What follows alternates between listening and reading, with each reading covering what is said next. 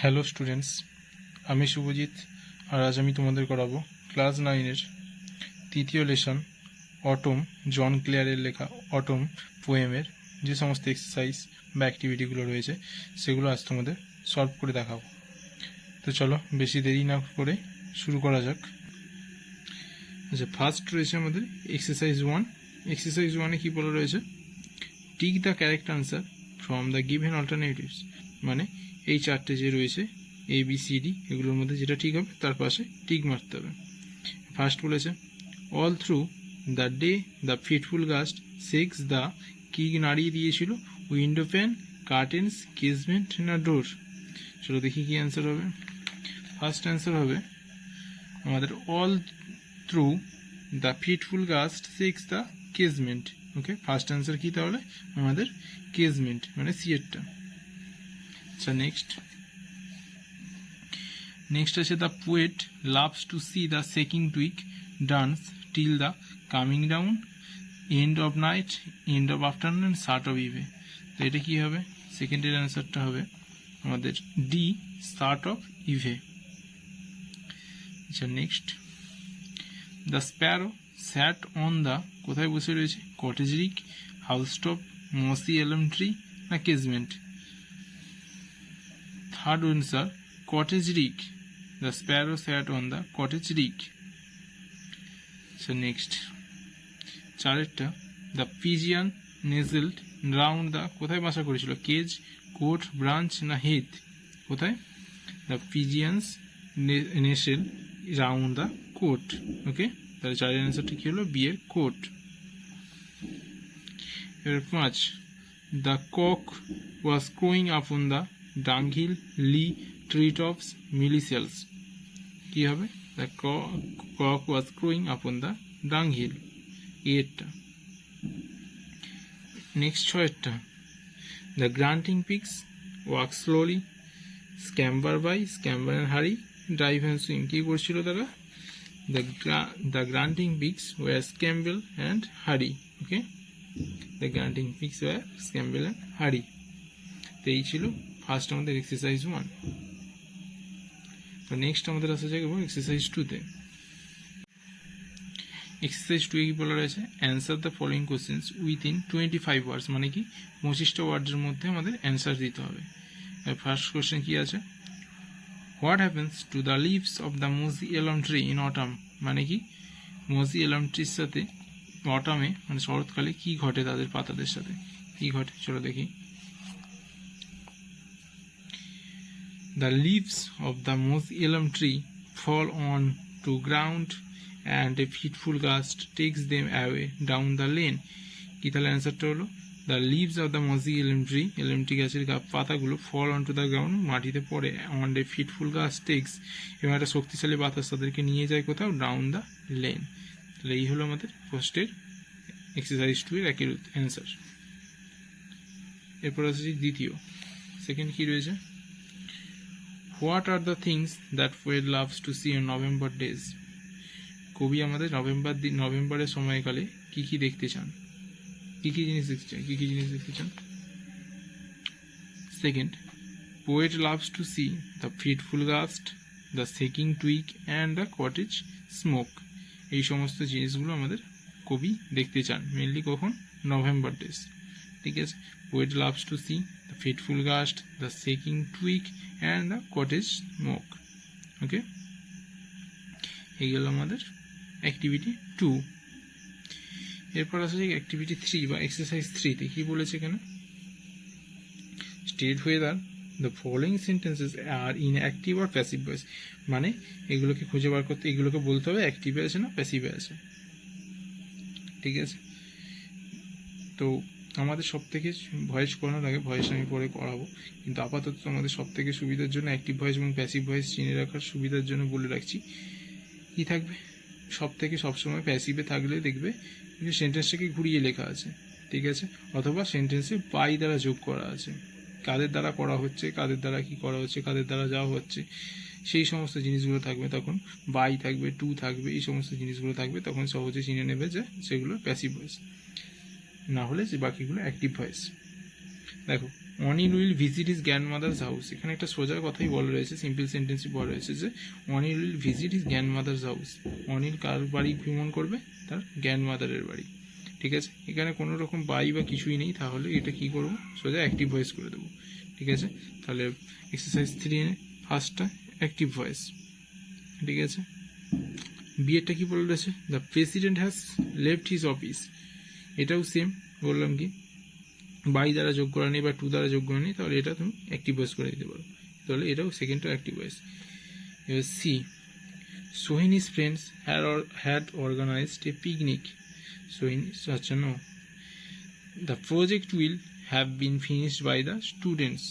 ওকে, এটা কি হবে, এক্ষুনি বললাম যে প্যাসিভ ভয়েস চেনার সহজ উপায় কি, বাই দ্বারা যোগ থাকবে, দেখো এটা বাই দ্বারা যোগ আছে, তো সোজা হিসাব আমরা এটা প্যাসিভ করে দেবো। ঠিক আছে, তাহলে সি এটা কি voice, passive voice. Next, Paromita's leave has been sanctioned by the school authority, এটাও দেখো বাই আছে, বাই দ্বারা যোগ আছে, তো এটাও কি প্যাসিভ ভয়েস। ঠিক আছে, তাহলে উপরের দুটো অ্যাক্টিভ, নিচের দুটো প্যাসিভ। ঠিক আছে, তো নেক্সট আমাদের এক্সারসাইজ 4 আছে voice. Change the voice of the following sentence, মানে চেঞ্জ করতে হবে, ভয়েস অ্যাক্টিভে আছে প্যাসিভে করতে হবে, প্যাসিভে থাকলে অ্যাক্টিভে করতে হবে। ঠিক আছে, ফার্স্ট কি আছে, the boy has read out the letter. দেখো ভয়েস করার সময় সবসময় অ্যাক্টিভ থেকে প্যাসিভে করার সময় কি করবে, যেটা অবজেক্ট থাকবে, মানে এখানে ধরো এই যে লেটারটা আছে এটা শেষে আছে, এটা অবজেক্ট আছে, এ সবসময় ফার্স্টে চলে আসবে, আর সাবজেক্ট যে আছে ওটা সবসময় লাস্ট চলে আসবে, মানে সাবজেক্টের জায়গায় অবজেক্ট আর অবজেক্টের জায়গায় সাবজেক্ট বসে যাবে। তো এটাই হচ্ছে অ্যাক্টিভ থেকে প্যাসিভ করার সহজ নিয়ম। তাহলে আমাদের শেষে কি আছে, দ্য লেটার আছে, আর এটা যে সেন্টেন্স আছে সেটাতেই হবে। ঠিক আছে, যে সেন্টেন্স আছে পারফেক্ট সেন্টেন্স আছে, পারফেক্ট টেন্সে আছে, করবোটাই। এবার কি আসবে, দ্য লেটার, যে লেটার ফার্স্ট চলে এলো, তারপর কি বসবে, যে ভার্বটা আছে হ্যাজ আছে, হ্যাজ বসবে, হ্যাজের পর কি বসবে, বিন, রেড, তারপর কি হবে, রেড আউট, এটা আউট, বাই দ্য বয়, দেখো প্যাসিভ হয়ে গেল, বাই দ্বারা হলো, বাই দ্য বয়। তাহলে যেটা লাস্ট ছিল দ্য লেটার অবজেক্ট ছিল, লেটার এখানে সাবজেক্ট হয়ে গেল, হ্যাজ বিন এসে গেল, হ্যাজের সাথে একটা বিন যোগ হবে, এটা ভার্বের থার্ড ফর্ম বসবে, এটা সবসময় ভার্বের থার্ড ফর্ম, রিডের থার্ড ফর্ম রেডি হয়, আউট বাই দ্য বয়, ব্যাস ইজি জিনিস ভয়েস। দেন বিয়েরটা দেখি, I shall have bought a cricket bat by tomorrow, আমরা কালকের মধ্যে একটা ব্যাট কিনবো, মানে আগামীকালের মধ্যে। I shall have bought a cricket bat, দেখো এখানে অবজেক্ট হচ্ছে এ ক্রিকেট ব্যাট। ঠিক আছে, তো আমরা কি করবো, অবজেক্টটাকে ফার্স্ট নিয়ে আসবো সবসময়, তাহলে কি লিখবো, এই ক্রিকেট ব্যাট, দেখো এই ক্রিকেট ব্যাট উইল হ্যাভ বিন, এই যে উইল যেমন আছে ওখানে উইল হ্যাভ ছিল, উইল হ্যাভ বসবে, তারপরে সাথে একটা বিন যোগ হবে হ্যাজ বা হ্যাভের সাথে, তারপর ভার্বের থার্ড ফর্ম, মানে বাইরের থার্ড ফর্ম হচ্ছে বট, bought by me by tomorrow, কালকের মধ্যে আমার দ্বারা একটা ক্রিকেট ব্যাট কেনা হবে। ঠিক আছে, হলো। এবার শিটটা, Sohini's friend had organised a picnic, সোহিনীর বন্ধুরা একটা পিকনিক অর্গানাইজ করেছে, এখানেও সেম, লাস্ট যে অবজেক্ট আছে ওটাকে ফার্স্ট নিয়ে আসবো, অর্থাৎ এ পিকনিক হ্যাড বিন, হ্যাডের সাথে হ্যাজ অথবা হ্যাভের সাথে সবসময় একটা বিন যোগ থাকবে, অর্গানাইজড ভার্বের থার্ড ফর্ম, অর্গানাইজ থেকে অর্গানাইজড বাই সোহিনী's ফ্রেন্ড, ব্যাস হলো। এবার ডি এরটা, the football team will put up a brave fight, the football team will put up a brave fight, এখানেও সেম, শেষেরটা ফার্স্ট আসবে, অবজেক্টটা ফার্স্ট সাবজেক্ট হবে, a brave fight will be put up by the football team, কাদের দ্বারা, football টিমের দ্বারা একটা শক্তিশালী ফাইট নেওয়া হয়েছিল। ঠিক আছে, এই গেল এক্সারসাইজ 4 আমাদের ভয়েস।